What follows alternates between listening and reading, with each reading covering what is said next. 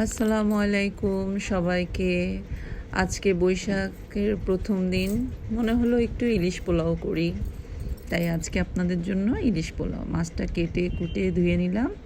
এবার হাঁড়িতে তেল দিলাম, পেঁয়াজ দিলাম। আসলে ইলিশটা কেন জানি খেতেই হয় বৈশাখে, তাই না? তাই তো এত আয়োজন। বেরেস্তাটা করে ফেললাম। বেরেস্তাটা করে রেখে দিলাম। সেই তেলের মধ্যে পেঁয়াজ দিলাম, কাঁচামরিচ বাটা, টক দই, ধনে গুঁড়া, জিরা গুঁড়া। তারপর ভালো করে মশলাটাকে কষিয়ে একটু লেবুর রস দিয়ে দিলাম, লবণ দিয়ে দিলাম।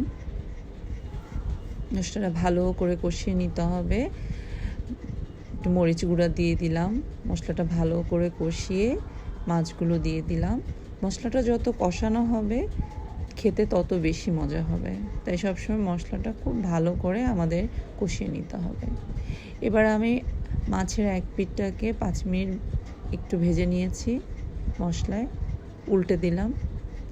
আরেক পিঠটাও আমি 5 মিনিট ভেজে নিব। ভেজে নেওয়া হয়ে যাওয়ার পর আমি বেরেস্তা দিয়ে দিলাম। এবার 10 মিনিট চালটাকে ভিজিয়ে রেখেছিলাম, সেই চালটা ধুয়ে পানি ঝাড়তে দিয়ে দিলাম।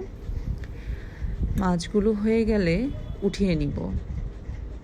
এবার সেই উঠানো মশলাতে আমি দিয়ে দিব চালে সামান্য একটু দারচিনি, এলাচি এগুলো দিয়েছি, কারণ ইলিশ পোলাওর আলাদা একটা ফ্লেভার থাকে, তাই এখানে আলাদা করে আদা, রসুন, খুব বেশি গরম মশলা পোলাওতে দেওয়ার খুব প্রয়োজন পড়ে না।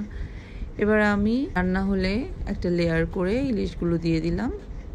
এই তো ভাপে কি সুন্দর আমার ইলিশ পোলাও রেডি। চলে আসেন খেতে।